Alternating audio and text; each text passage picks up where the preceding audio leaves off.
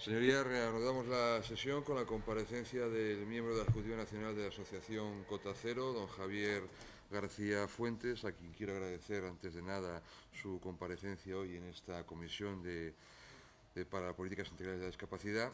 El motivo de la comparecencia es para informar sobre los asuntos de interés de la asociación que representa, y el autor solicitante de la comparecencia ha sido el Grupo Parlamentario Popular. El formato será una intervención del señor García Fuentes por un tiempo aproximado de 20 minutos y a continuación un turno de menor a mayor del Grupo Parlamentario Popular, de los grupos parlamentarios por un tiempo de 5 minutos. Y finalmente usted tendrá una intervención para contestar aquellas cuestiones que considere que son contestables o aportaciones que hayan quedado a petición de los grupos. Por lo tanto, reiterándole el agradecimiento por su presencia, tiene la palabra don Javier García Fuentes, miembro de la Ejecutiva Nacional de la Asociación Cota Cero. Muchísimas gracias a todos por su asistencia y, como cuestión preliminar, pedirle disculpas por los minutos que hemos tenido que llegar tarde, pues por un problema que hemos tenido con la logística del desplazamiento. Logística que, por otra parte, ustedes comprenderán que en el tema de la discapacidad es absolutamente tediosa y complicada, ¿no? Pero, en fin, lo hemos solventado a base de voluntad, porque, bueno, nos hemos venido desplazándonos físicamente, andando desde Atocha hasta aquí. Con eso se lo digo todo. Y sin ser propios de Madrid, sin conocer bien la zona, ayudándonos con el GPS, pero, en fin, con voluntad hemos llegado. Así que disculpen y perdonen por el retraso. Bueno, pues agradecer la presentación del presidente. Y, bueno, yo había solicitado que les pasaran a ustedes una información que creo que la tienen todos, ¿no?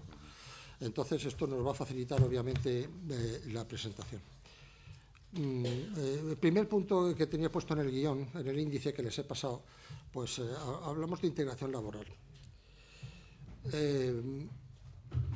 Yo, por suerte, evidentemente, pues he tenido posibilidad de estar integrado laboralmente en un centro de trabajo ordinario durante toda mi vida profesional. Con lo cual, hombre, es una suerte y una rareza a su vez. Es una suerte, le digo, porque trabajar en una empresa ordinaria de trabajo, pues decimos que evidentemente integra socialmente más a la persona con discapacidad, porque le proporciona unos medios que evidentemente pues no se proporcionan en otro tipo de centros protegidos o de centros especiales de empleo. Y entonces pues es una suerte en ese sentido. Luego, comunicarle que desde la famosa LISMI, ¿no?, del año 1982, pues se viene hablando, ¿no?, de cuestiones relativas, ¿no?, a la reserva de empleo, ¿no?, para personas con discapacidad en las distintas empresas públicas y privadas, con más de 50 trabajadores fijos, etcétera, etcétera. Sin embargo, pues no hace tanto, hasta hace cuestión de 4 días, ustedes verían en los medios de comunicación, bueno, pues publicidad que hacía la ONCE, ¿no?, y decía que 7 de cada 10 personas con discapacidad pues no tenían trabajo, ¿no? Entonces, evidentemente, bueno, pues aparte bueno, pues no sé si evidentemente la ONCE había tenido en cuenta circunscribir ese análisis a la población activa o, en fin, lo había hecho extenso a toda la población, con lo cual, hombre, el rigor a lo mejor de la información no es muy exacto, pero lo que sí pone de manifiesto es que el sistema está fallando. El sistema está fallando y está fallando desde siempre, ¿no? Entonces nosotros poníamos aquí que, claro, que desde el año 82 se ha venido fortaleciendo, ¿no?, por parte incluso de la Administración Pública, las cuestiones de tipo cuantitativo. Es decir, hemos pasado de ese 2%, hemos pasado al 4%. Ahora en la Junta de Andalucía, cuando se aprobó el 13 de septiembre del año 2017 la Ley de los Derechos y la Atención a las Personas con Discapacidad, pues ahí se hablaba de un 7%, ¿no?, teniendo en cuenta que un 2% pues iban a ir a personas con discapacidad mental. Entonces, decimos que estos aspectos cuantitativos es lo que venimos haciendo desde siempre y, claro, y evidentemente los resultados no son los esperados, ¿no? Entonces, ¿por qué decimos nosotros que es importante reforzar los aspectos cualitativos? Y poníamos aquí un ejemplo, ¿no? Un ejemplo, un compañero nuestro en la discapacidad, bueno, pues se presenta a las oposiciones de adjudicatura y bueno, pues le decían que evidentemente, como estaba marcado y como está marcado prácticamente en todos los sitios, pues tiene que competir en libre concurrencia con el resto de los opositores, cuando él solo y exclusivamente se presentaba por las plazas reservadas a personas con discapacidad, ¿no? Bueno, pues este compañero pues, decide pues, interponer un recurso contencioso administrativo y el Tribunal Supremo le dio la razón. Le dijo, pues lleva usted razón, usted no tiene por qué competir con todos, usted tiene que competir solo y exclusivamente con las personas con discapacidad por las plazas reservadas para la discapacidad.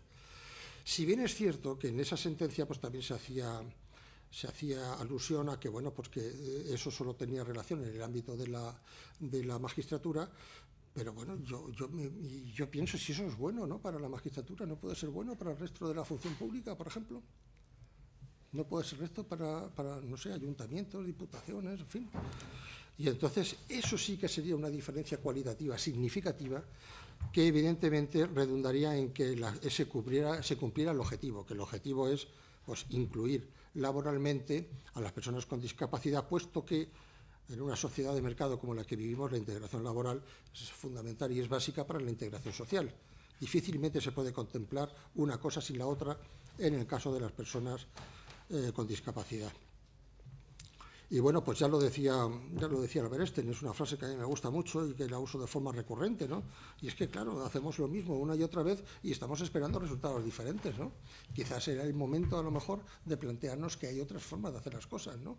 Y simplemente con habilitar esa línea de pensamiento y de reflexión, pues a lo mejor avanzamos más en el objetivo, ¿no? Hoy en día, pues bueno, se le da mucho énfasis a los centros especiales de empleo y claro, los centros especiales de empleo, mire ustedes, yo me casé, pude comprarme una vivienda gracias a una hipoteca, tengo 2 hijas, les he dado formación universitaria a mis hijas, bueno, ya están independizadas. Si yo hubiera estado trabajando en un centro especial de empleo, esto no hubiera sido posible. Entre otras cosas, porque bueno, mi carrera profesional ha estado en el sector financiero, en el sector de la banca. Y bueno, yo sé lo que es hacer un análisis, ¿no? Cuando una persona se te pone allí delante y te viene a pedir un préstamo hipotecario, lo primero que se le pide es, bueno, pues, ¿de dónde es la nómina, no? A ver qué empresa es. Si es un funcionario, pues no tiene ningún problema, eso automáticamente el visé. Pero ya si es una empresa de otro tipo, ya implica otro tipo de análisis que normalmente no culminan con éxito. Entonces, pues los centros especiales de empleo, que en su momento pues surgieron como centros, como lo que ahora son los centros ocupacionales, pues hombre, eran como sistemas como de tránsito, ¿no? Donde se decía, bueno, pues una persona con discapacidad que no tiene experiencia profesional y que no tiene habilidades desarrolladas, pues para que las pueda tener, ¿no? Vamos a ponerle unos periodos de práctica, de aprendizaje, pero claro, resulta que se ha institucionalizado esto de tal manera que ahora seguramente, pues no tengo datos, porque bueno, no sé si habrá datos de esto, pero les puedo garantizar que la inmensa mayoría de las personas con discapacidad que están trabajando en los centros especiales de empleo. Pues es una pena. Es una pena primero por la precariedad del empleo, en fin, y es una pena por todo, ¿no? Porque los salarios tampoco, en fin, al fin y al cabo, aunque son empleos protegidos, pero tienen que cumplir también con los requisitos de productividad y de rentabilidad, con lo cual los salarios pues tampoco son importantes, ¿no? Y esto pues genera realmente unos problemas importantes a la hora de integrarse laboralmente. Y lo peor de esto, ¿saben ustedes qué es, señorías? Que con que solo y exclusivamente la administración pública cumpliera con la ley, todas las personas con discapacidad estarían integradas laboralmente. Sencillo. O sea, no habría ni siquiera que presionar a la empresa privada, ni andar con complicados sistemas de apoyo o sistemas de financiación para digamos, seducir, ¿no?, a la empresa privada a la hora de contratar a trabajadores con discapacidad, que es bueno, no digo que sea malo, pero digo que no sería necesario solo y exclusivamente con que la empresa pública cumpliera con este objetivo. En fin, perdón, puedo tomar un poquito de agua, ¿no? ¿Cuál es la mía? ¿Esta?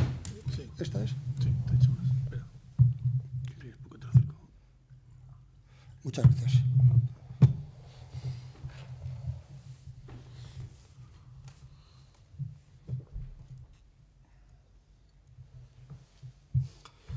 Mire, vamos a hablar de la dependencia. El tema de la dependencia, a nuestro juicio, es un tema que nació mal. nació mal porque nació con muy buenos propósitos, pero claro, sin una financiación con carácter finalista y garantizada, pues mire usted, estamos como estamos, evidentemente, porque venimos de esa situación, ¿no? Es una situación recurrente, porque en Andalucía pasó lo mismo. En Andalucía, cuando se aprobó la Ley 4 del 2017 sobre los derechos y la atención a las personas con discapacidad, nosotros que intervenimos en la Comisión de Discapacidad del Parlamento andaluz, también para informar el proyecto de ley, pues hacíamos hincapié en lo mismo, decimos, hemos tenido una experiencia negativa con el tema de la dependencia y ahora resulta que vamos a incurrir otra vez en el mismo error. Bueno, pues no hubo manera porque, en fin, algunos grupos políticos sí se hicieron eco del tema y en aquel momento, bueno, pues en base a los presupuestos que había de la Junta de Andalucía, pues, y supuestamente con una valoración que se había hecho, que por cierto nosotros no fuimos capaces de obtener ese informe, se había hecho una valoración en virtud de la cual se decía que, bueno, pues que la aplicación de la ley sería unos 1.300 millones de euros. Bueno, pues nosotros esa memoria económica no llegamos nunca a disponer de ella, ¿no? Y nosotros lo que queríamos es que eso se reflejase efectivamente en las partidas presupuestarias, ¿no? Y era un 5% del presupuesto de la Junta de Andalucía en aquel momento y no hubo manera de sacar esa propuesta adelante, con lo cual, pues es un problema. Y claro, y luego, pues fíjese todo lo que se viene hasta ahora. Hasta ahora, en el tema de la dependencia, todo el mundo decide, todo el mundo elige, excepto el dependiente. No me digan ustedes que eso no es un tema, vamos, absolutamente infumable, ¿no? Ustedes ahora necesitan, por ejemplo, como personas dependientes, ustedes necesitan el servicio y ustedes llaman y le dicen, bueno, pues ustedes tienen a lo mejor 5 horas a la semana. Y dice, pues mire, y dice usted como dependiente, dice, pues, hoy que venga todos los días 1 hora. Y dice, no puede ser todos los días 1 hora. Mire, tiene que ser el lunes 2 horas y el jueves 3, por ejemplo. Bueno, si no puede ser de otra manera, pues me parece bien. ¿Y cuándo le viene? Por la mañana. No, por la mañana no. Mire usted, por la mañana están todos los horarios cogidos, tiene que ser por la tarde de 5 a 5. Y entonces, pues, claro, el dependiente se siente en una... Y luego luego te mandan a una persona que supuestamente ha hecho un montón de cursillos para prepararse y para todas estas historias, pero que llega a casa y es muy frecuente que no sepa planchar, que no sepa limpiar y que no sepa hacer absolutamente nada que es de utilidad para el dependiente. Yo, por ejemplo, que soy un gran dependiente, pues yo en su momento hice una prospección porque tenía ganas de probar el servicio y lo probé y tuve que renunciar a él. Porque a mí no me satisfacía. Primero porque cada 2 días te mandaban una persona nueva.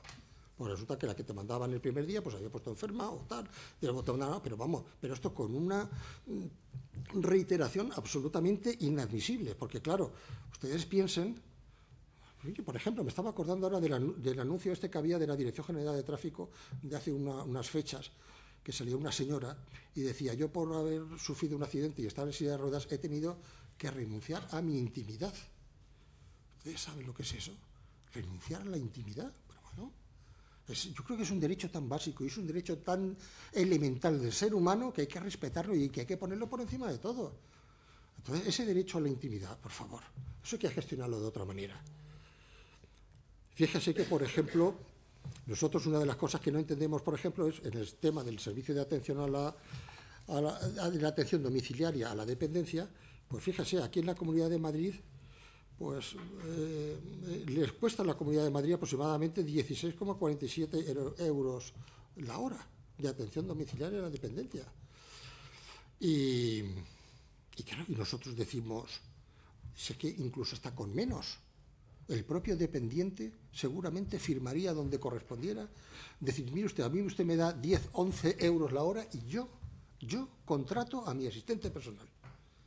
Una persona que se ajusta a mis necesidades, que se ajusta a mi morfología. Yo, por ejemplo, por mis circunstancias de tamaño y de peso, pues no sé, imaginen ustedes que a lo mejor necesito pues, un asistente que sea varón, ¿no? O porque yo lo considere más apropiado. Bueno, pues esas opciones no existen y, sin embargo, serían mucho más sostenibles económicamente. Que claro, a nosotros nos da mucha pena cuando todos los días se dice, es que la dependencia necesita más recursos. Bueno, ciertamente necesita más recursos, pero también necesita un poco más de eficiencia a la hora de administrar y de aplicar esos recursos. Ya le digo, estos modelos que se han estado implementando en Suiza y en Holanda, pues es el propio dependiente el que gestiona ese tema.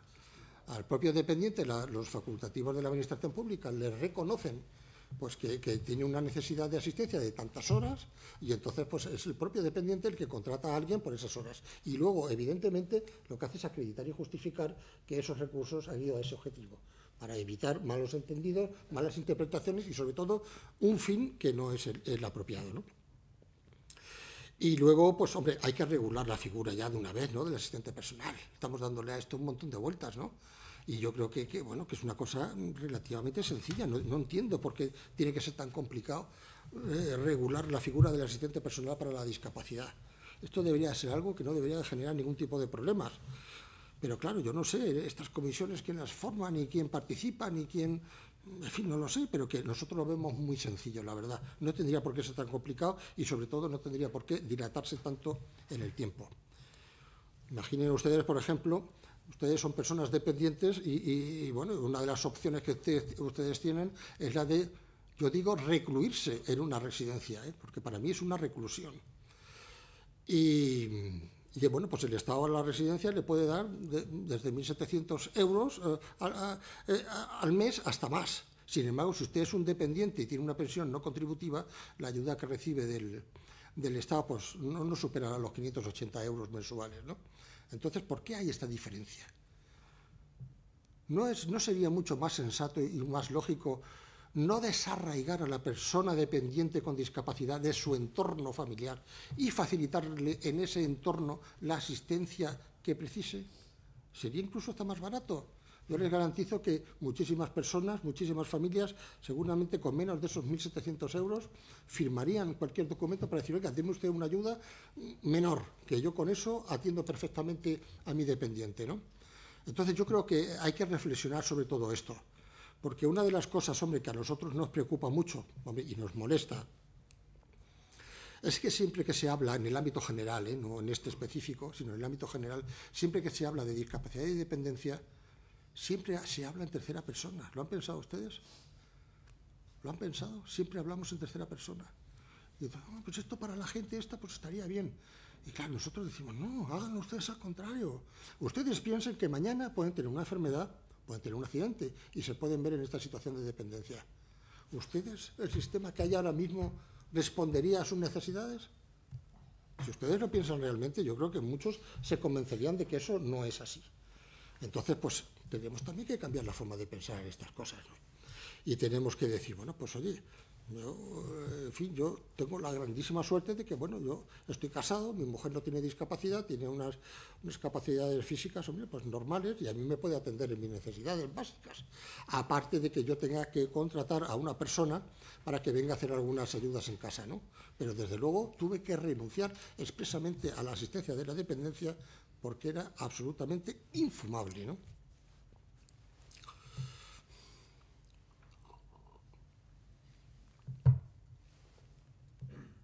Nivel de renta. Pues mire, yo, con esto del nivel de renta, a mí es que me preocupa mucho, porque yo he estado toda mi vida trabajando y bueno, y he estado cotizando y he estado contribuyendo al sistema. Vamos, yo quiero recordar incluso pues cuando no existía el famoso copago. Entonces, pues yo, con mis aportaciones, pues permitía que las personas que estaban en aquel momento en una situación de jubilación, pues pudieran disfrutar de los productos farmacéuticos sin necesidad del copago. Y claro, y cuando uno cotiza, pues claro, uno cotiza no solo por el tema del salario, ¿no?, sino uno cotiza también por la asistencia. Es decir, yo cuando llegue a la situación de jubilado, pues necesitaré una serie de cuestiones que entiendo que he estado cotizando para que me cubran esas necesidades. Bueno, pues lamentablemente eso no es así. No es así en la mayoría de los casos. Fíjese, por ejemplo, vengo hoy con mi compañero Juan Romero, que es presidente de la Asociación Nacional de Personas con Discapacidad Cota Cero, y él ha estado 37 años trabajando en un kiosco de prensa, ayudado y auxiliado por su mujer, pero él ha estado trabajando. Es decir, él decidió trabajar, decidió contribuir al Estado. Eso es un sobreesfuerzo. Claro, mire usted, yo veo a otros de mis compañeros que por otras circunstancias, pues mire usted, se han dedicado a hacer cuestiones de tipo lúdico, ¿no? En fin, claro, primero porque la sociedad decía, no, tú eres persona con discapacidad y tú no puedes hacer nada de utilidad. Hombre, eso es sacrílego, caramba. Eso es sacrílego. Sin embargo, eso ha estado insertado en la mentalidad de las personas durante mucho tiempo, de la sociedad en general, ¿no? Entonces ha habido algunos que hemos roto esa barrera, pero claro, ahora llegas a la jubilación y te dicen, bueno, pues usted necesita esto, si usted tiene recursos, porque usted tiene una buena pensión, usted se lo paga de su bolsillo. ¡Buah! Me parece fenomenal. Me parece fenomenal. Y claro, luego decimos que sí, en España hay mucha economía sumergida y tal, pero fíjense ustedes cuando les preguntan a ustedes a la gente de los países nórdicos y le preguntan, oiga, ¿cómo está el tema impositivo aquí? Y le dicen, aquí se paga muchísimo. Sin embargo, todo el mundo tiene la percepción clara e inequívoca de que lo reciben en prestaciones. No, mire usted, yo tengo una sanidad de calidad, yo tengo unos colegios fenomenales, yo tengo pues aquí en España no es lo mismo. Entonces, ¿por qué no puede ser aquí lo mismo? Evidentemente, hay algo que falla y es algo que debemos también de pensarnos, ¿no? Y claro, porque esto, entre otras cosas, de instituciones como esta, claro, lo que estamos es promoviendo pues modelos sociales, ¿no? Y entonces decimos, ¿qué modelo social es el que queremos proponer para las personas con discapacidad? ¿Un modelo asistencial y subsidiario? Porque las personas con discapacidad, pobrecitas, no pueden hacer nada de provecho ni de utilidad. ¿O queremos un modelo integrador y autosuficiente, que sea inclusivo, ¿no? Entonces, oye, vamos a formar a la gente, pero vamos a formarla con seriedad y vamos a facilitarle de una forma real y eficaz el que pueda acceder a un puesto de trabajo que esté adecuado, evidentemente, a sus capacidades, ¿no? Y claro, con el tema de la renta, pues hombre, a mí otra cosa que es el agravio comparativo. Fíjense ustedes, por ejemplo, el tema de las familias numerosas. ¿Alguien se plantea si los progenitores, pues no se gana cada uno 1 millón de euros, por ejemplo? No.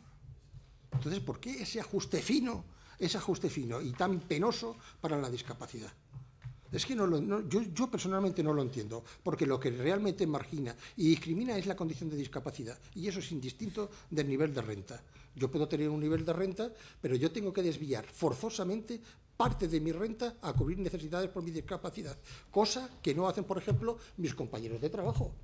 Los compañeros que yo tenía de trabajo con la misma categoría profesional, bueno, pues ellos se jubilan, tienen su pensión y tienen sus cosas, oye, y ellos no tienen que desviar parte de su renta a este tema. Y no lo digo en mi caso, lo digo en general, ¿no? O sea que yo creo que este tema también habría que retocarlo y tendríamos que ir un poco al centro del asunto. Se trata de corregir desigualdades.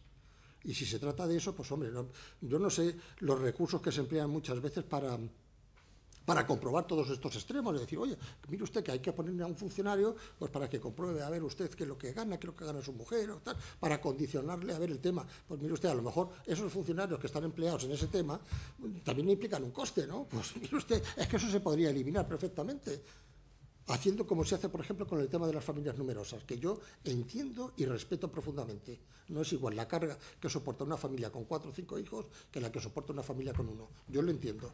Pero si eso es causa necesaria y suficiente para acreditar las ayudas, en el caso de discapacidad debería de ser también. Vamos a hablar, perdón, no sé cómo vamos de tiempo, porque estoy preocupado con el tiempo, porque no quisiera, no sé cómo vamos, es que me estoy enrollando a lo mejor demasiado. Bueno, pues. Estamos apretados. Bueno, puedo pensar que tendré un pelín de displicencia, ¿o no? Sí, vale. Ya estamos en ella. Vale. ¿Ya hemos pasado los 20 minutos? Sí. ¿Sí? Por Dios, y me queda todo. Mire, accesibilidad. Miren ustedes, accesibilidad. El 4 de diciembre del año 2017... fue la fecha límite para que todos los bienes y servicios fueran accesibles a las personas con discapacidad y movilidad reducida. Pero este Real Decreto Legislativo era del año 2013. En el año 2013, cuando se aprobó, daban 4 años a las distintas administraciones para que hicieran cosas. Bueno, pues miren ustedes, que no ha hecho nadie nada. Y por eso estamos como estamos. Entonces, esto es que es un tema absolutamente, inaceptable. Claro, y luego dicen, hace falta un plan nacional de accesibilidad, porque, miren ustedes, hay sitios donde se han hecho cosas. Yo, en fin, ahora más espero tener tiempo para poner en valor lo que se ha hecho, por ejemplo, en la localidad de Lucena, de Córdoba, una ciudad que para mí es ejemplarizante. Pero también en Ávila se han hecho cosas en favor de la accesibilidad. Y a mí eso me gusta. Y me satisface. El problema es que eso o bien no se ha puesto en valor lo suficiente, o bien no ha resultado lo suficientemente ejemplarizante para los demás, pero lo cierto es que se ha hecho muy poco, ¿no?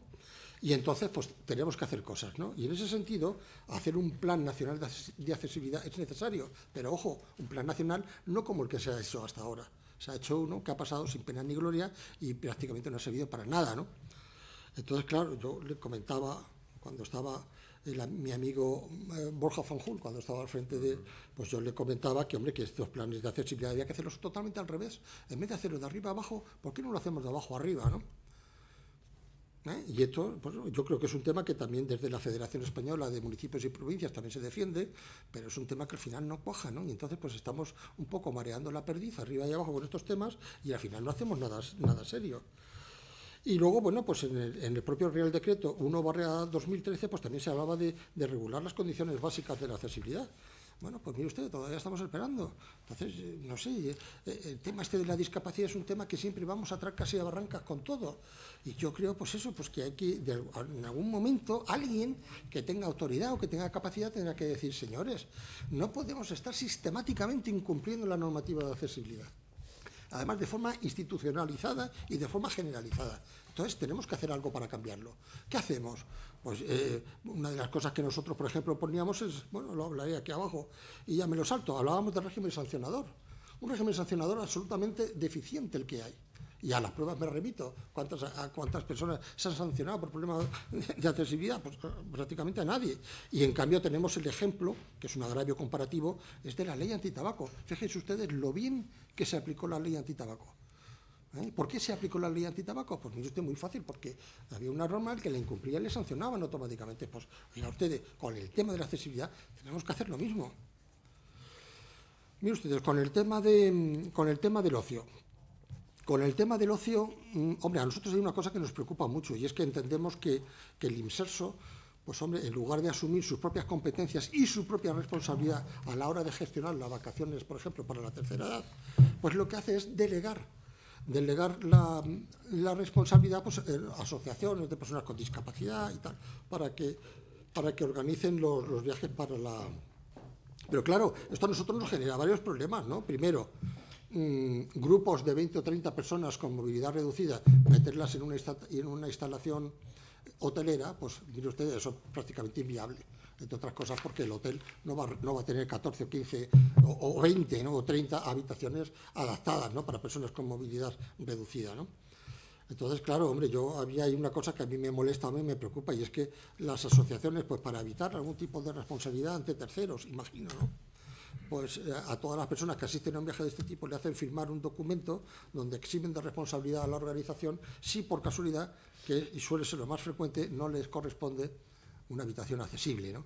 Entonces digo, por Dios, pero ¿por qué tenemos que estar metidos en este esquema? Si es que esto es un esquema absolutamente inviable. ¿No sería más fácil? Porque además, entre otras cosas, es muchísimo más variado el tema de los viajes del Imserso. Con que solo en cada promoción del Imserso dijeran, mire usted, tienen que reservarme 4 plazas para personas con discapacidad de movilidad reducida. De los 50, de los 100 que vamos, 4, nada más. Pues fíjense, con eso ya se extendería muchísimo la oferta, habría muchísima mayor oferta, y sobre todo los hoteles, hombre, un hotel más o menos, tener 2 o 4 habitaciones, entra dentro de lo razonable y dentro de lo posible. El tema de la ortoprotesia. El tema de la ortoprotesia, ustedes sabrán que hace poco pues, se ha actualizado el catálogo de productos ortoprotésicos. Todavía no ha entrado en vigor, pero bueno, en Andalucía, por ejemplo, no ha entrado en vigor no entrará hasta junio. Pero bueno, dentro de que, bueno, nosotros nos congratulamos, ¿no?, de que evidentemente se haya ampliado el catálogo de productos, pero vemos que hay ahí unas historias de fondo que cada vez van estrangulando más la libertad y la capacidad de acción de la persona con discapacidad. Y me refiero, por ejemplo, al tema de la posibilidad de que cada uno, de su renta particular, pueda detraer la cantidad que estime correspondiente, pues para comprarse un producto mejorado al que ofrece el catálogo. Yo les comentaba, por ejemplo, al principio de esta intervención, que hemos venido andando desde Atocha. Nosotros hemos venido andando desde Atocha porque las sillas de ruedas que tenemos no son las que da el sistema de sanidad. Estas sillas son sillas superiores, son sillas que tienen un coste superior. Pero claro, antes no los permitía el sistema, ahora por lo que se ve el sistema no lo va a permitir. Entonces me parece que es una aberración. No sé qué problema puede haber.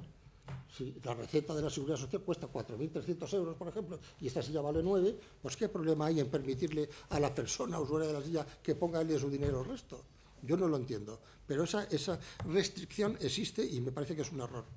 Claro, a nosotros nadie nos ha preguntado, no sé la ministra con quién se habrá reunido, evidentemente, para este tema, ¿no?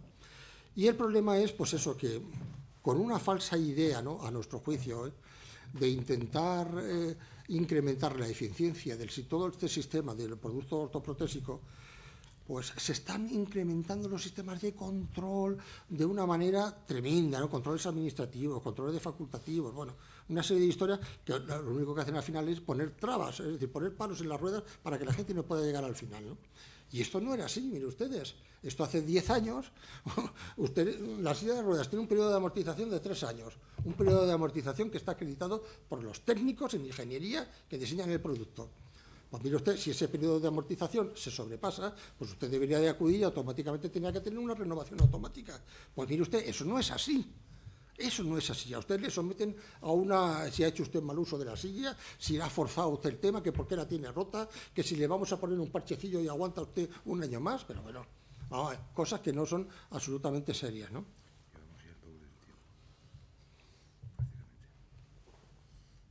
En fin.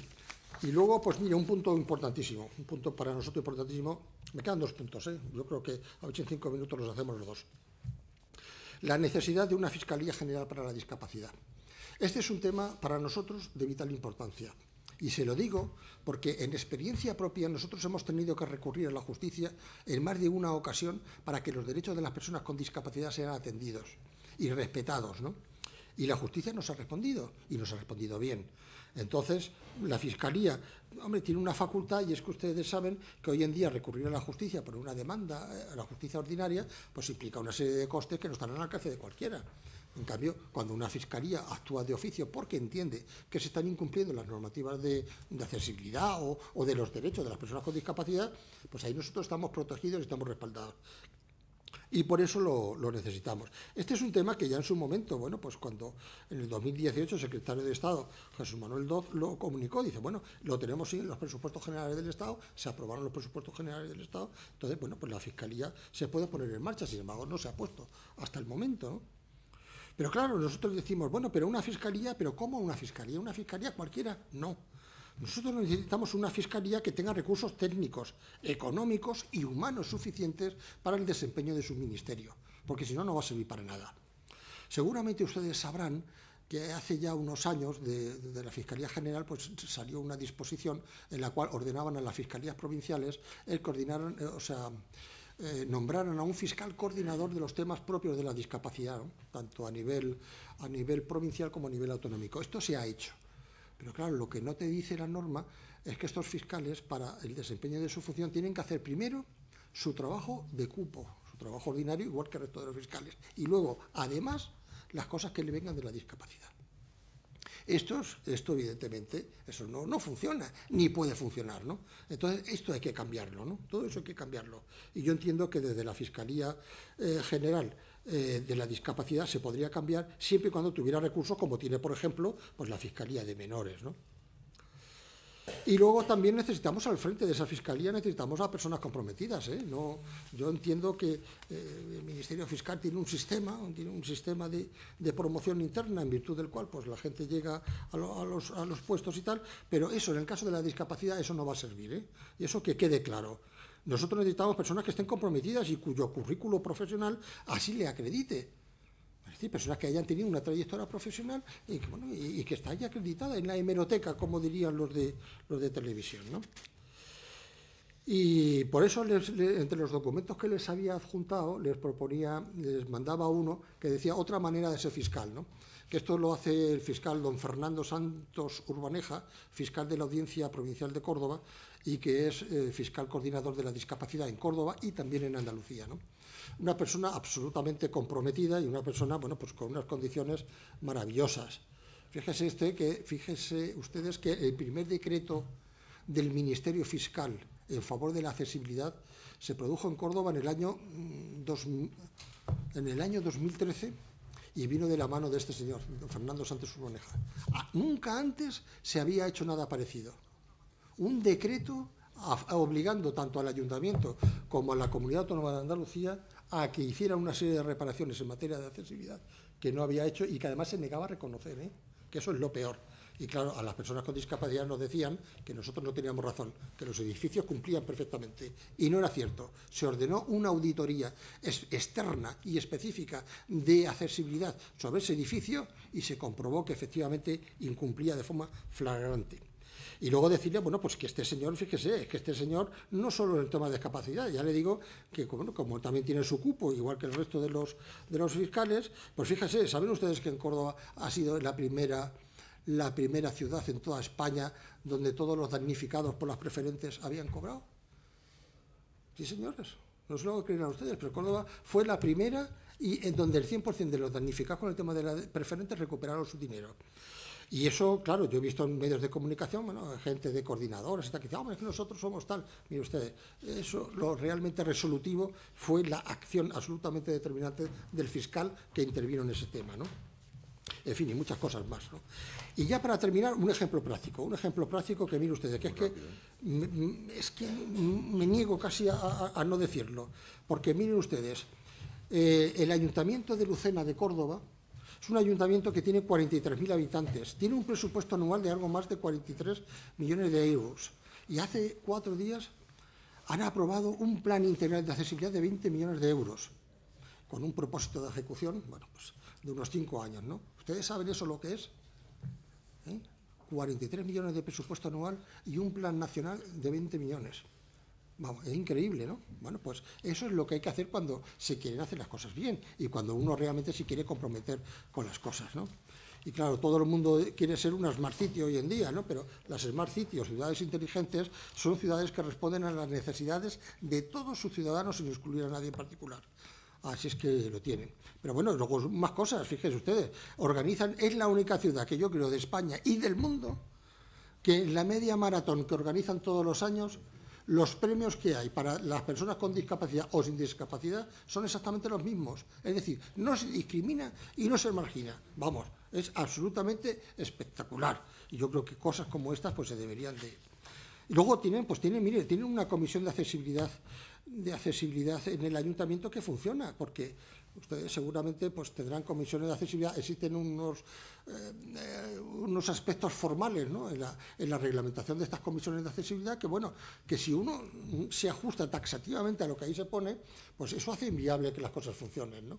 Sin embargo, ahí, primero, por decirles una cosa, el alcalde no delega, como sucede en el 99% de los casos. Él no delega, él no tiene problema en acudir cada vez que se convoca esta comisión e interactuar directamente con todos los ciudadanos de su localidad que en ese momento puedan tener un problema coyuntural con la accesibilidad. Y él los escucha a todos y los atiende a todos, ¿eh? Y yo creo que esto es un ejemplo que habría que seguir adelante. Pero vamos, Lucena, ya les digo, Lucena de Córdoba, es que llevan muchos años trabajando mucho y bien por el tema de la accesibilidad. Tienen un casco histórico prácticamente accesible. Tienen un patronato municipal en el que han hecho unas grandes inversiones en los últimos tiempos para hacerlo totalmente accesible, su auditorio municipal, tienen una necrópolis judía, imagínense ustedes, una necrópolis judía que poco menos que un yacimiento. Bueno, pues es absolutamente accesible. Se han hecho un trabajo allí impecable para no discriminar a nadie. Así es que, en fin, luego ya pues... En definitiva, lo que ponemos aquí es que es un modelo de gestión. Este ayuntamiento tiene un modelo de gestión, a nuestro juicio, impecable, y es un modelo de gestión que entiendo que se podría extrapolar perfectamente a otras ciudades, pero que seguramente de instituciones como esta o de órganos superiores, pues esas directrices se podrían marcar y entonces pues sería más fácil para todos que las siguieran, ¿no? Y luego, para finalizar, simplemente agradecer, en fin, hoy estoy echando mucho de menos a Virginia Felipe, que es compañera nuestra en la discapacidad, hombre, y que me consta que ella ya también en su momento, ¿no? Pues intentó solicitar también nuestra comparecencia, ¿no? Lo cual, pues hombre, tenemos que reconocerle y tenemos que agradecerle por el grupo de Unidos Podemos. Y luego, sobre todo, pues hombre, agradecerle a Maribel Sánchez del Grupo Popular, que, bueno, es una gran amiga personal y, bueno, para mí una persona extraordinaria con unas capacidades extraordinarias, ¿no? Y prueba de ello bueno, dejó el Senado para irse a Andalucía y ahora está en la delegación del Gobierno andaluz en la ciudad de Almería, que seguramente allí hará trabajo excepcional. Muchas gracias y perdonen.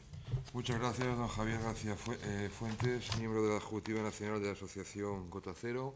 Pasamos al turno de los grupos parlamentarios por un tiempo no superior a 5 minutos. Empezamos por el Grupo Parlamentario Mixto. Tiene la palabra el senador Marcos Arias. Gracias, presidente. Muchas gracias, don Javier García Fuentes. Y también saludar a don Juan Romero, que nos acompaña en la sala de la comisión. Bien, antes de nada quería agradecerle que más que una comparecencia parecen,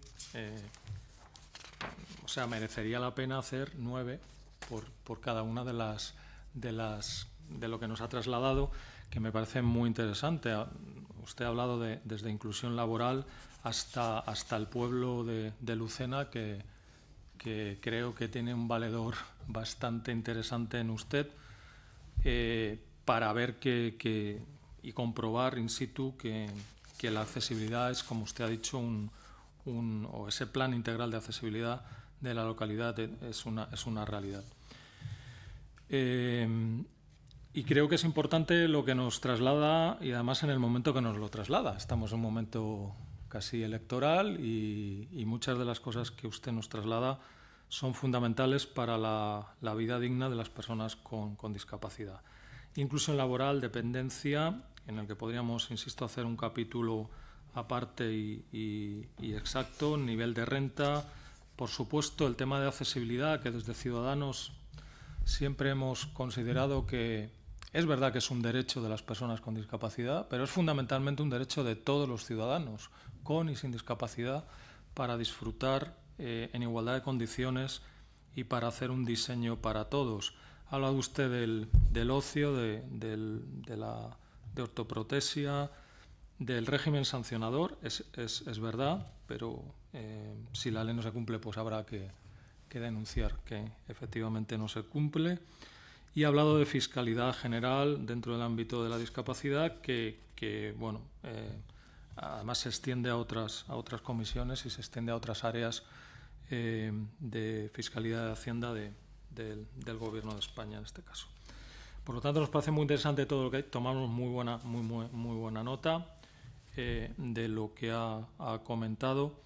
Y en el siguiente turno de su intervención, bueno, nos gustaría que nos priorizara, aunque entiendo que los 9 puntos son prioritarios para su asociación, pero nos dijera cuáles son las prioridades fundamentales o por dónde considera usted que deberíamos empezar a legislar para luego influir, evidentemente, como usted muy bien ha dicho, en la gestión diaria y en la cercanía de los ciudadanos, para que todos estos ámbitos aplicados a la vida digna de las personas, a los derechos fundamentales de las personas con discapacidad, fueran una realidad en su localidad, en su comunidad autónoma o en el conjunto de las comunidades autónomas, en el conjunto del Estado. Muchas gracias, presidente. Intervendría el Grupo Parlamentario Nacionalista, Partido Demócrata, Agrupación Reña Independiente, Coalición Canaria, que no se encuentra en la sala. El Grupo Parlamentario Vasco, como le dijo a don Javier, la senadora Edo tenía que ausentarse después de escuchar su intervención. Cuando pasamos al Grupo de Esquerra Republicana, tiene la palabra el senador Martí de Alfaro.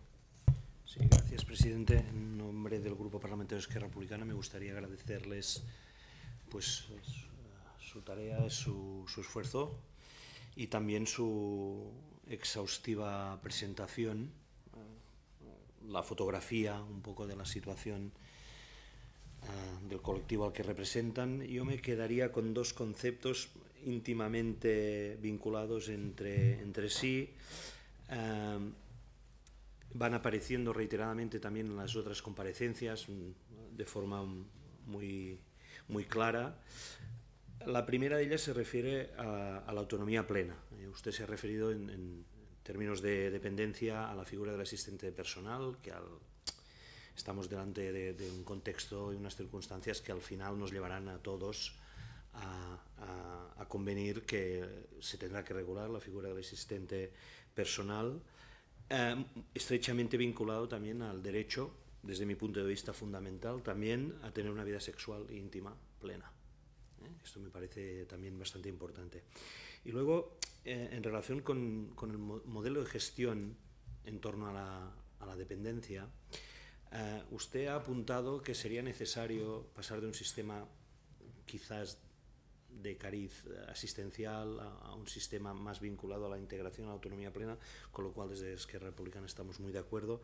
Y eso creo que tiene estrecha relación también con el concepto de cartera de servicios a la cual una persona puede o pueda acceder durante su ciclo vital, sea cualquiera de las situaciones sobrevenidas que pudieran ocurrirle durante su vida. Y me ha hecho usted pensar, cuando hablaba en estos términos, de otros modelos europeos donde lo más importante es que cada persona disponga de un presupuesto, budgets, para libremente poder escoger en qué los va a utilizar, sea cual sea su circunstancia. Eso me parece interesante porque creo que es una evolución en el sistema de servicios sociales actual, en concreto de la dependencia, y nosotros no estamos en este punto. Me parece que es reconocer a la persona con discapacidad o a la persona con discapacidades la capacidad de sobras para escoger qué tipo de vida quiere llevar en diversos ámbitos que le afectan. Entre ellos puede ser la vida sexual o muchos otros. Y yo creo que aquí entre todos los grupos parlamentarios tenemos mucho campo por recorrer y me parece que es un buen reflejo de lo que podría ser el sistema de la dependencia, pero también los servicios sociales en un futuro vinculados a una cartera de servicios sociales donde cada persona pueda escoger libremente qué servicios requiere en función de una serie de circunstancias que pueden ser, en la mayoría de los casos, sobrevenidas. Muchas gracias. Muchas gracias, senador Martí. Correspondería el turno al Grupo Parlamentario de Unidos Podemos en Común, Poder en Marea, que no se encuentra en la sala. Bueno, tiene la palabra el Grupo Parlamentario Socialista, el senador Celaya Castro. Gracias, presidente. También le agradezco al compareciente, a Javier García Fuentes, y también al asistente, Juan Romero, por el trabajo que realizan y por haber asistido a esta comisión, ¿no? a explicarnos su punto de vista, su perspectiva, y en esta comparecencia pues ha sido la verdad que un gran abanico de muchos puntos que, como decía el compañero, pues perfectamente podrían ser desglosados en varias comparecencias, ¿no? Simplemente, como tenemos el tiempo muy reducido, decir algunas cosillas, ¿no? En relación a lo expuesto. En relación a la integración laboral, sobre el tema de los centros especiales de empleo, pues sí, efectivamente, ¿no? Están los aspectos cuantitativos y cualitativos, ¿no? Y es verdad que los aspectos cuantitativos no pueden faltar, porque al fin y al cabo los presupuestos, por ejemplo, son aspectos cuantitativos, ¿no? Y este aumento que usted mencionó en la ley andaluza de aumentar de 5 a 7% en el cupo para personas con discapacidad en los concursos públicos, pues también va en ese camino, del buen camino de lo cuantitativo, ¿no?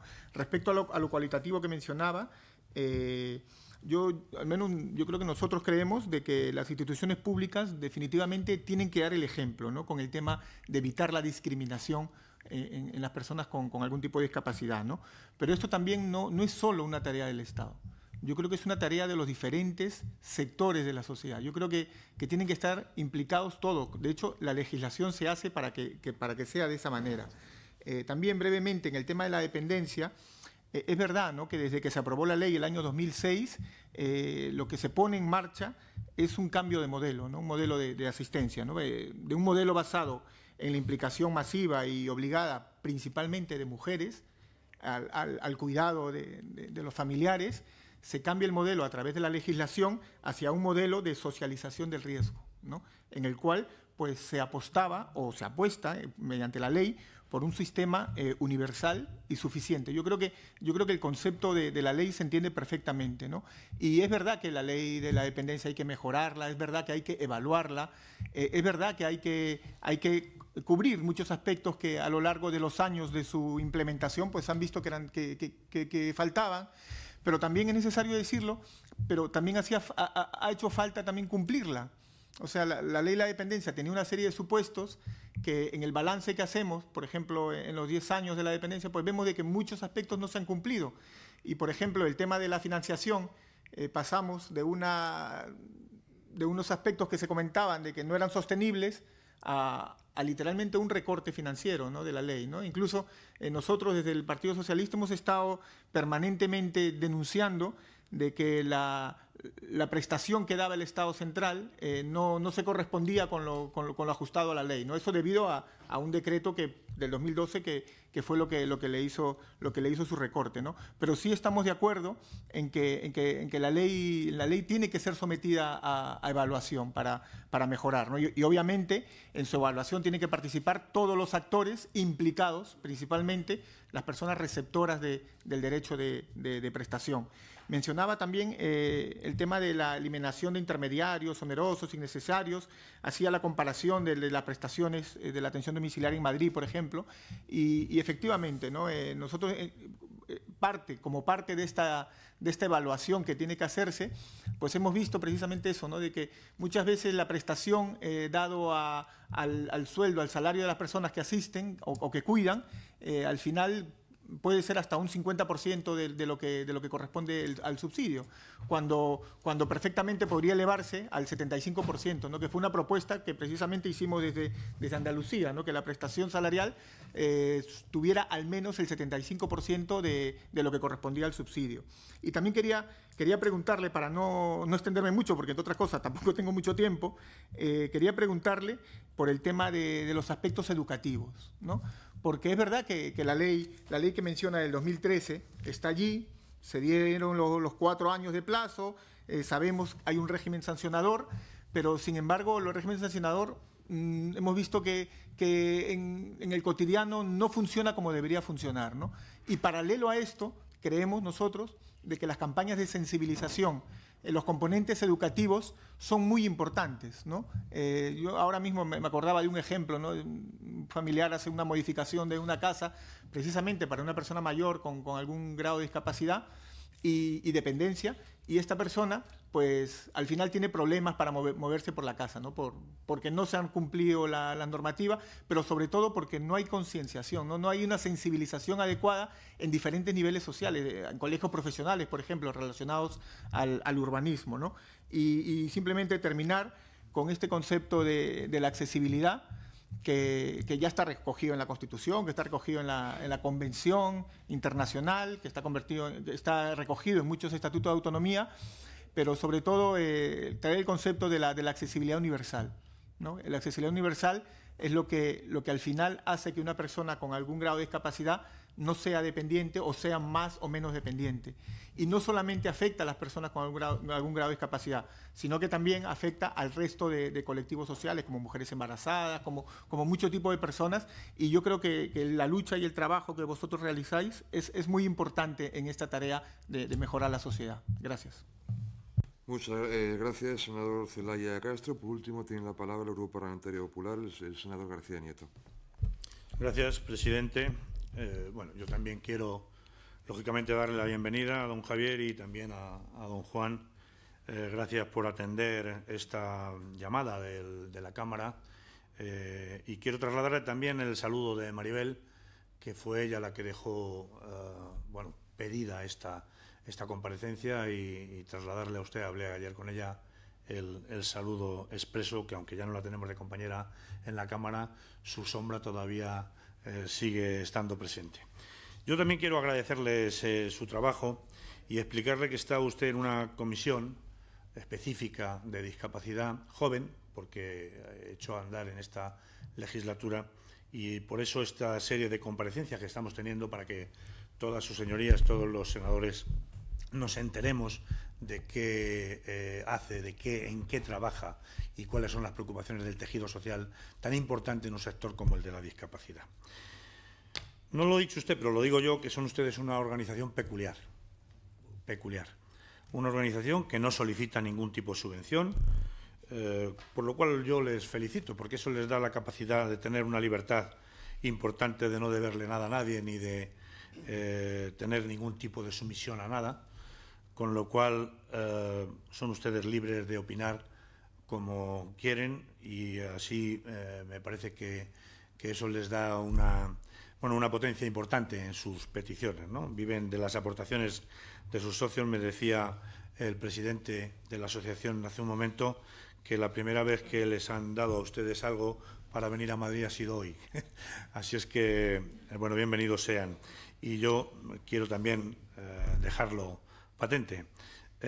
Son ustedes también una organización pequeña pero muy importante, con representación en todo el territorio nacional, y se ocupan fundamentalmente de la defensa de la discapacidad física y de grandes dependientes. Ha hecho usted una intervención, bueno, nos lo ha dado casi, yo le diría que el trabajo hecho, porque nos ha facilitado su intervención y, como decía algún compañero interviniente antes que yo, casi esto da para todo un programa de trabajo de toda una legislatura, porque ha tocado usted todos los temas que se podrá estar más o menos de acuerdo, pero que efectivamente es el trabajo que nos ocupa todos los días cada vez que hablamos de discapacidad. Pero fíjese, yo, después de oírle, no me centraría tanto, no me fijaría tanto en la necesidad de una nueva regulación o de más regulación, tanto como en hacer cumplir la que ya hay. Porque efectivamente, casi haciendo un repaso de sus peticiones, si hiciéramos cumplir, si tuviéramos la capacidad de que se cumpla íntegramente la legislación vigente, seguramente que muchas de sus peticiones que se recogen en este papel que nos ha hecho llegar, seguramente que serían, como mínimo, estarían atenuadas, sin lugar a dudas.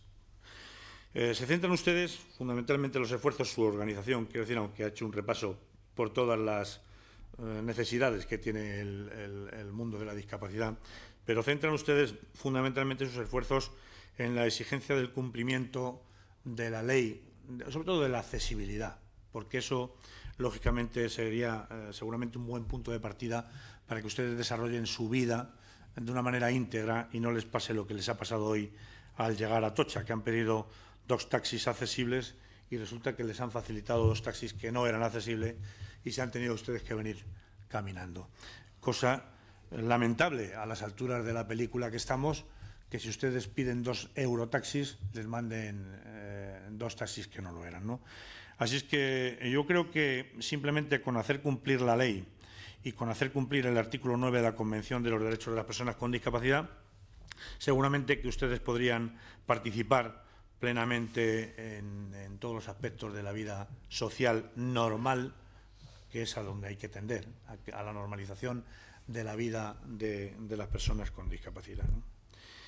Ha dicho usted también, y yo recalco, y lo quiero recalcar, porque es un tema recurrente que sale muy a menudo en cualquier reunión de la discapacidad, que efectivamente el 4 de diciembre, el 3 de diciembre, el 4 del 2007, terminó el plazo de adaptación de todas las infraestructuras y de los edificios.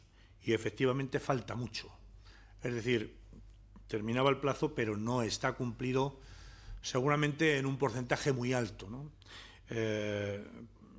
Por tanto, debemos ocuparnos, debemos preocuparnos y debemos exigir, sin duda, el cumplimiento de la ley para que no haya resquicio al no cumplimiento, ¿no? Por tanto, a mí me parece que eso que han pedido ustedes, y yo lo recalco, ese régimen sancionador, lo que hay que hacer es hacerlo cumplir. El régimen sancionador está recogido. ¿Hay que revisarlo? Pues mire, si ustedes lo dicen será por algo y seguramente nosotros nos tendremos que ocupar de revisarlo. Pero con que se cumpliera el existente tampoco estaríamos mal. El problema es que no se cumple. Y el problema es que, como usted ha dicho, no hay, o yo no conozco ninguna sanción precisamente por el incumplimiento. Sí hay apercibimientos, sí hay reclamaciones, pero no hay ninguna sanción que se haya hecho para hacer cumplir la ley de accesibilidad y la convención. Estoy completamente de acuerdo en eso que ustedes piden de la creación de una Fiscalía General para la discapacidad, específica y con medios, porque si no lo vale, si no nos sirve. Usted lo ha dicho, yo quiero hacerme eco de sus palabras porque efectivamente tiene razón. No se puede hacer una ampliación de competencias a una fiscalía cuando sabemos todos cómo está el sistema judicial, que evidentemente están casi al completo de trabajo, ¿no? Por tanto, yo comparto con usted, desde luego desde mi grupo lo compartimos, la creación de esa Fiscalía General para la Discapacidad específica y con medios, sin duda.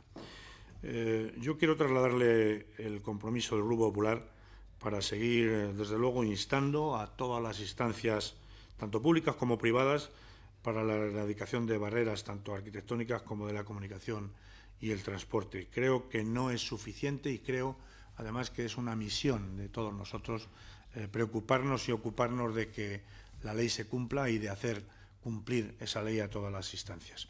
No hay excusas, ni para los políticos ni para los privados para no trabajar en la eliminación de barreras, porque, mire, permítame que yo le ponga como ejemplo mi ciudad, de la que he sido alcalde muchos años. Si hemos sido capaces de eliminar una barrera a 14 metros de altura en una muralla del siglo XI, le aseguro que todo es posible. No puede haber ninguna excusa para no eliminar en cualquier edificio, incluso histórico, cualquier barrera arquitectónica para posibilitar que las personas con discapacidad puedan disfrutar de los bienes exactamente igual y en las mismas condiciones que cualquier otra persona. Si se quiere, se puede. Eso se lo aseguro. Así es que, bueno, yo no voy a repasar, aunque sí he tomado muy buena nota porque creo, sin ninguna duda, que para el próximo ejercicio parlamentario tenemos mucho trabajo que hacer.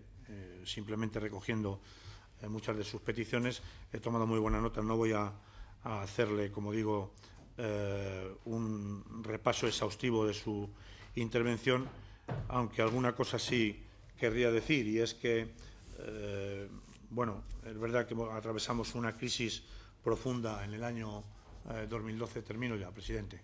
Simplemente un apunte con respecto a lo que dijo el portavoz del Grupo Socialista en cuanto a los recortes, esa manido recurso de acudir siempre al tema de los recortes. Pero miren, yo creo que una cosa es predicar y otra dar trigo, porque no se puede decir que se hacen recortes cuando lo que hubo que atender era una falta de pago que se había provocado durante muchos años de más de 1.400 millones de euros en ayudas, por ejemplo, de la asistencia en el entorno familiar. Así es que pongámonos las pilas porque efectivamente hay mucho que hacer y sin duda mucho que ocuparnos para que la ley se cumpla, que no es poco. Gracias, presidente. Muchas gracias, senador García Nieto. Para finalizar y para contestar o hacer alguna nueva aportación por un tiempo, ahora aquí sí se lo ruego que sea razonable, tiene la palabra el señor García Fuentes. Muchas gracias, señor presidente. En fin, he hecho aquí una redacción cronológica, ¿no?, de las intervenciones. Comentarle al señor Marcos Arias, de Ciudadanos, que el verdadero valedor de Lucena lo tiene usted justamente detrás. Es el señor don Juan Romero Cruz, que ese señor le puedo garantizar que con su dificultad de movilidad se ha pateado literalmente toda su localidad, de cabo a rabo. Y como consecuencia de ello, yo les invitaría a ustedes a que fueran un día por Lucena y que vieran allí el grandísimo trabajo que se ha hecho. Porque, entre otras cosas, una campaña de accesibilidad en los comercios, algo que le hemos propuesto aquí a Manuela Carmena en Madrid y que, bueno, y que se lo hemos propuesto hace ya 2 años y que no parece ser que la propuesta no prospera, y es una lástima porque, al igual que sucedió en Ávila, por ejemplo, yo estuve en Ávila hace unos años, justo 2 o 3 años después del Acer City Award que ganó, creo que fue en el 2009, ¿no? Pues...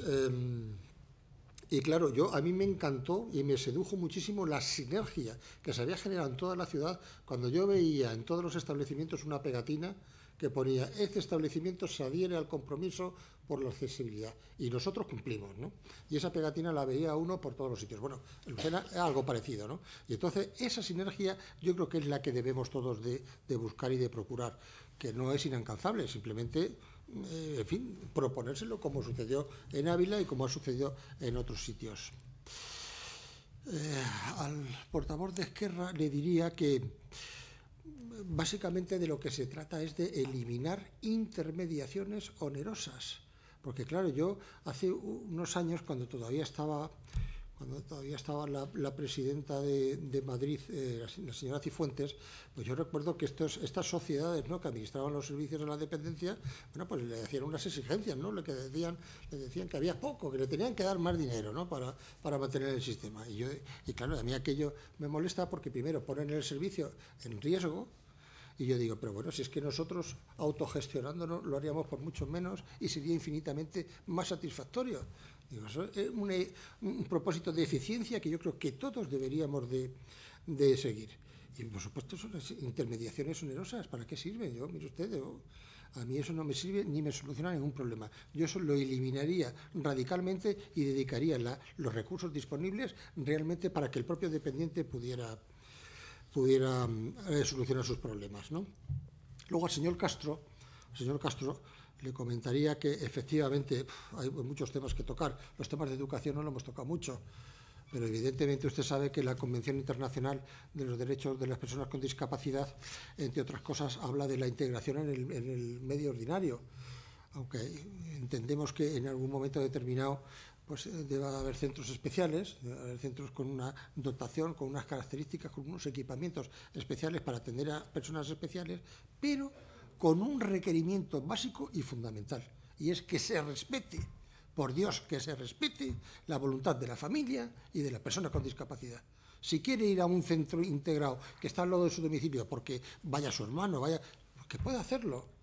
Y si luego tenga otras aspiraciones y necesite una formación a lo mejor más específica o con mejores medios técnicos y tal, pues que también pueda disponer de esa posibilidad. Pues el régimen sancionador, pues claro que el régimen sancionador tenemos que ponerlo en marcha, es que es fundamental. Fíjense ustedes, por ejemplo, a ver, ¿ustedes creen que algún responsable de la administración en algún momento ha ordenado a las inspecciones de trabajo provinciales que vayan a las empresas, igual que van a ver si cumplen, ¿no?, pues que tengan a sus trabajadores dados de alta en condiciones y tal?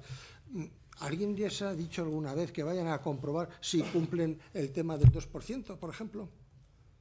Yo creo que no lo han hecho, no se ha hecho nunca. Y claro, si no se ha hecho nunca, difícilmente vamos a obtener resultados en ese campo. Y claro, el régimen sancionador no solo en el tema de accesibilidad, que efectivamente hay muchos incumplimientos, pero en fin. Y, hombre, sensibilización social. Pues, hombre, hablaba usted de sensibilización social, que hay que fomentar también la sensibilización. Hombre, mire usted, yo, por ejemplo, con el tema de los impuestos, por ejemplo, yo no conozco a nadie que esté sensibilizado socialmente, o a casi nadie. Todo el mundo piensa que paga mucho más de lo que debería pagar. Seguro, pero nadie se cuestiona el hacerlo o no hacerlo. Pues ahí es donde nosotros tenemos que entrar. Tenemos que decir, señores, perdonen, pero las cuestiones de la discapacidad, las cuestiones de la accesibilidad son de obligado cumplimiento y hay que respetarlo por encima de todo. Y ciertamente coincido con usted en lo que dice, que la persona no es una persona discapacitada en sí mismo, es el entorno el que la discapacita, ¿no? Pues mire usted, si yo puedo hacer lo mismo que una persona que no tenga este problema que tengo yo, pues miren ustedes, yo no me sentiría marginado ni discriminado en ningún sentido. Pero evidentemente, pues, en fin, si yo no puedo hacer algo que pueden hacer los demás, tengo necesariamente que sentirme discriminado. Y al señor García Nieto, pues hombre, me ha gustado mucho su intervención, quiero agradecérsela también. Nosotros, evidentemente, solo nos debemos a nuestra conciencia y honor. Creo que eso es importante hoy en día, porque si usted reflexiona sobre el verdadero propósito básico y fundamental del movimiento asociativo, debería ser exclusivamente reivindicativo. Así de sencillo. Mire usted, nosotros no tenemos por qué echarnos a la piscina de cabeza de crear empresas. Claro, yo leía el otro día a una representante que decía, es que nosotros generamos empleo porque la administración pública no cumple. Decía una responsable de una empresa de personas con discapacidad. Y yo le decía, hombre, que a estas alturas tengamos que decir estas cosas, ¿no? Qué triste, ¿no? Entonces, claro, y crean empleos que no son empleos precarios, son empleos que salarialmente, no sé, por ejemplo, usted sabrá que hay organizaciones de personas con discapacidad que tienen residencias donde también atienden a personas con discapacidad. Bueno, pues los trabajadores, fíjese, primero lo irracional, una persona con discapacidad atendiendo a otra persona con más discapacidad todavía, ¿no? No sé, ahí hay algo que chirría, ¿no? Hay algo que yo creo que la integración laboral de las personas con discapacidad tiene que ser en otro tipo de cosas, otro tipo de trabajos cuyas funciones estén adecuadas a su propia discapacidad, que eso es posible, ¿eh? Perfectamente posible y claro, y luego además fíjense ustedes que esas personas que trabajan en estas residencias pues también tienen un 30% de salario, podría decirle, menor si es una residencia de la administración pública. Es decir, que la persona, hombre, yo no diría que, pero que evidentemente está en unas situaciones de inferioridad clara con respecto al resto de los ciudadanos. Eso, evidentemente, no es una solución. Primero, porque la residencia, si ustedes hicieran una encuesta, evidentemente, una encuesta donde el resto, o sea, privada, diría yo, y le preguntan a todas las personas que están en una residencia si quieren estar allí, yo les garantizo a ustedes que más del 80% le dicen que no. Entonces, mire usted, yo es que recuerdo hace unos años el artículo de Andrés Averasturi en El País, no sé si ustedes lo vieron. Andrés Averasturi, por lo visto, tiene un hijo con parálisis cerebral. Y bueno, y él decía, hombre, nos vimos obligados hace unos años a tener que meterlo en una residencia y tal, y todavía a fecha de hoy nos preguntamos si hicimos lo mejor para él o hicimos lo mejor para nosotros. Ahí es donde está el problema. Ahí es donde está el problema. Y, hombre, yo creo que nosotros cuando hablemos de discapacidad, por favor, démosle la palabra y démosle el derecho a la persona con discapacidad. Que yo comprendo que para la familia en un momento determinado puede ser una liberación. Decir, bueno, pues nos hemos quitado este problema de encima y se lo hemos traspasado a otro. Pero, hombre, por Dios, las personas con discapacidad somos personas que tenemos nuestra dignidad, tenemos nuestra autoestima y tenemos también nuestro derecho a elegir y a decidir. Y ciertamente la accesibilidad es un derecho. Nosotros, claro, en Cota Cero trabajamos mucho por la accesibilidad, pero es que tengan ustedes en cuenta que es un derecho vehicular. Ustedes imaginan, por ejemplo, que un centro sanitario tenga barreras arquitectónicas, que los hay, ¿eh? Que los hay. Pues, oye, pues mire ustedes, yo tengo derecho a la sanidad y a la asistencia sanitaria, pero mire ustedes, si yo con silla de ruedas no puedo pasar, o tengo que llegar a la puerta y avisarle a alguien para que avise a su vez a los que hay allí dentro, que me saquen, que me transporten. Mire usted, eso no es serio, ¿no? Entonces, por eso nosotros entendemos que es básico el tema de la accesibilidad. Con el tema de las sanciones que hablaba aquí el señor Castro, ¿no? Que hablaba, dice, hombre, es que la ley 4 del 2017 en Andalucía, esta ley sustituía a otra, que era la ley 1/1999, que curiosamente también tenía un reglamento sancionador. O sea que desde el año 1999 tenemos ahí negro sobre blanco el reglamento sancionador. Sin embargo, cuando le preguntamos al director general con personas con discapacidad, hombre, que es persona como nosotros con discapacidad, le preguntábamos cuántas personas han sancionado, pues la respuesta es cero patatero. Mire usted, esto no es serio. Esto no es serio. ¿Qué significa eso? ¿Que en Andalucía no se ha vulnerado la accesibilidad en ningún momento desde el año 1999, por Dios? Cuando ha habido incluso, ya le digo, como le comentaba hace un momento, decretos del Ministerio Fiscal en contra del Ayuntamiento y de la Junta de Andalucía para obligarles a hacerle lo que no querían reconocer y que tuvieron que hacer. Pues, hombre, esto no es serio, ¿no? Esto no es serio, entonces hay que cambiar, ¿no? Y que ciertamente, pues, hombre, que no podemos estar eternamente con las excusas. Oh, es que tal, es que cual, es que... Mire usted, es que esto cuesta dinero, es una está muy socorrida, la excusa de que cuesta dinero, cuando si desde el minuto cero se hubiera hecho como se debería de haber hecho, no hubiera costado absolutamente nada. Así de sencillo. Mire ustedes, excusas también nos pusieron en el año 2014, cuando iniciamos también otro procedimiento a través de la Fiscalía de Córdoba contra el Ayuntamiento de Córdoba, porque en ese momento pues no querían reformar un edificio del siglo XVIII, que es el Gran Teatro de Córdoba. Entonces decía que era un edificio con un reconocimiento BIC y que entonces que no se podía tocar, que mire usted que eso no se puede tocar. Claro. Pues mire usted, tuvo que intervenir el Ministerio Fiscal y el Ministerio Fiscal, gracias a su intervención, hoy en día podemos en Córdoba presumir de tener el teatro más accesible de toda España. Se lo puedo garantizar con creces. Y ahora todos nos congratulamos, todos nos damos abrazos, todos nos queremos muchísimo, todos somos maravillosos, pero nosotros nos hemos dejado mucha salud por el camino, ¿eh? Nos hemos dejado mucha salud por el camino para que eso sea una realidad. Y lo que comentaba, hombre, yo tengo una idea personal también con el tema de la crisis y de los recortes. Mire usted, yo tengo una cosa muy clara. Si nos hubieran intervenido como en Grecia, estaríamos infinitamente peor. Eso está claro, ¿no? Con lo cual, pues hombre, no sé, yo creo que este tema hay que tratarlo también con un poquito más de pragmatismo y con un poquito más de seriedad. Yo, en fin, nosotros necesitamos muchas cosas, evidentemente, pero a ver, hay veces que las circunstancias, hay cuestiones superiores que, bueno, que nos superan, ¿no? Y que no podemos hacer otra cosa. Pero que vuelvo a decir que si hubiéramos seguido con la política displicente en el tema de recursos y como consecuencia de ello nos hubieran intervenido en la economía, mucho me temo que hoy en día estaríamos infinitamente peor. Muchas gracias. Muchísimas gracias, don Javier García Fuentes, miembro de la Ejecutiva Nacional de Asociación Cota Cero. Quiero también agradecer la presencia del señor Romero en esta comisión. Agradecerle su presencia.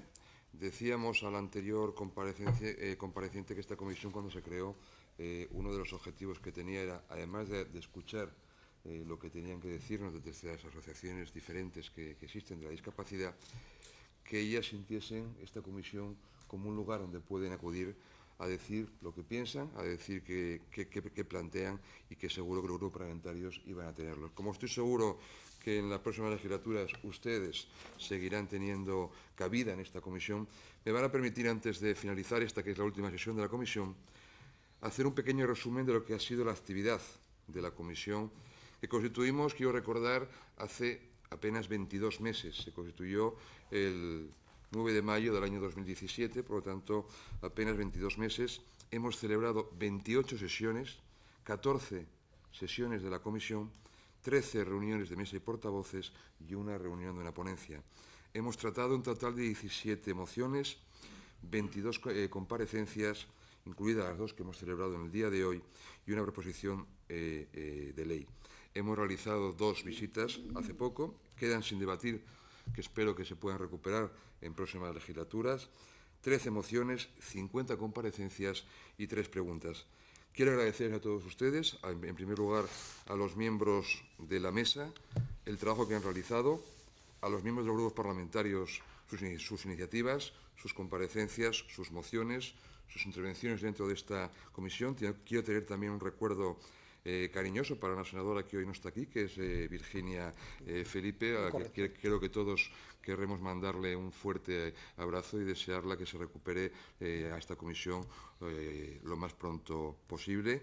Agradecer también el trabajo del letrado, de Javier Ballarín, como decía, de todos los miembros de la mesa, de todos los portavoces, de la secretaria que tuvo asignada a esta comisión, de Beatriz Benito de la Iglesia, que ayudó muchísimo a este presidente en los trabajos de la comisión, y en resumen, Ujieres, personas que han colaborado, que las escritoras de las sesiones, darle las gracias. Creo que la comisión ha cumplido con el objetivo que tenía enmarcado, o ha empezado a cumplir con el objetivo que tenía enmarcado, que era, como decía, ser útil al sector de la discapacidad, dar los primeros pasos para que esta comisión en el futuro siga, como en el Congreso, siendo una comisión permanente legislativa, y estoy seguro que así será. Por lo tanto, muchas gracias y se levanta la sesión.